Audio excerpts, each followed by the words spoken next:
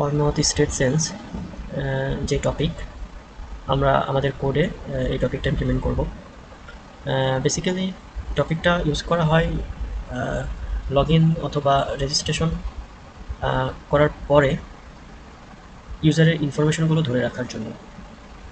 অনথ state change এটা খুবই important topic.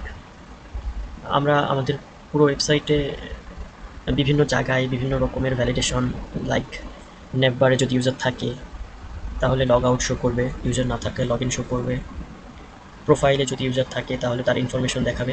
এরকম বিভিন্ন ধরনের ভ্যালিডেশন আমরা করতে পারি। সো এখন আমাদের কোডে আমরা অনথ স্টেট চেঞ্জটাকে ইমপ্লিমেন্ট করব। কোডে গেলে কোডে আমরা ফার্স্টলি দুইটা স্টেট নেব।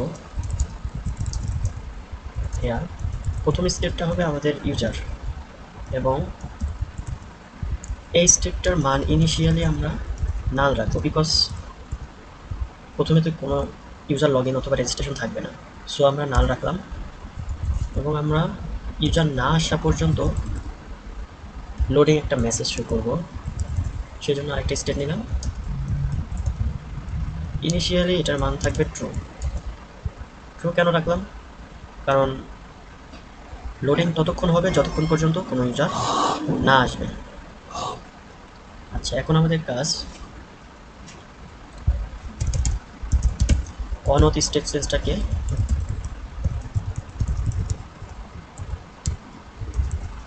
ইমপ্লিমেন্ট করা। ওকে,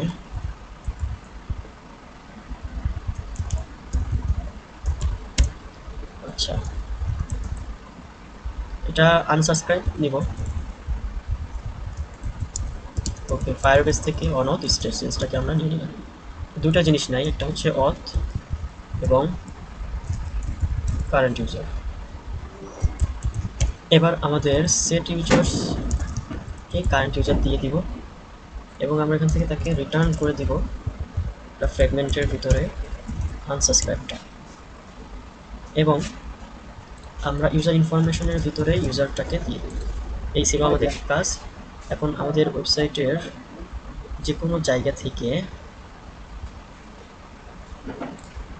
লাইক আমরা লগ ইনে গেলাম, লগ ইনে অলরেডি লগ ইন ইউজারকে আমরা নিয়েছি, সেখানে যদি ইউজারটাকে নিই এবং আমরা যদি এখানে কনসোল করি কারেন্ট ইউজার, ওকে, আমরা আমাদের লগ ইনে যাব। লগ ইনে গেলে যদি আমরা রিলোড দিই, তাহলে আমরা প্রথমে দেখব কারেন্ট ইউজার নাল, এবং পরে দেখব কারেন্ট ইউজার হেয়ার। আমরা এই কাজটাই করছি এক্স্যাক্টলি। ফার্স্ট অফ অল আমাদের ইউজারটা নাল থাকবে, এবং যখন কেউ লগ ইন অথবা রেজিস্ট্রেশন করবে তখন তার ইনফরমেশনগুলো সেট ইউজারের ভিতরে আমরা রেখে দিব, এবং আমরা ইউজারটাকে রিটার্ন করে দিব। এখানে যখন ইউজারটা পাবো তখন আমরা সেট লোডিংটাকে ফলস করে দিতে পারি। ওকে, এবং এখান থেকে যদি আমরা লোডিংটাকে দিয়ে দিই এবং লগ ইনের ভিতর থেকে যদি আমরা লোডিংটাকে নিই, এবং আমরা যদি এখানে ইমপ্লিমেন্ট করি ইফ যদি লোডিং হয় তাহলে তুমি রিটার্ন করে দিবা একটা প্যারাগ্রাফের ভিতরে লোডিং ডিং ডিং। ওকে, এবার যদি আমরা দেখি, যদি রিলোড করি তাহলে আমাদের লোডিং দেখাচ্ছে।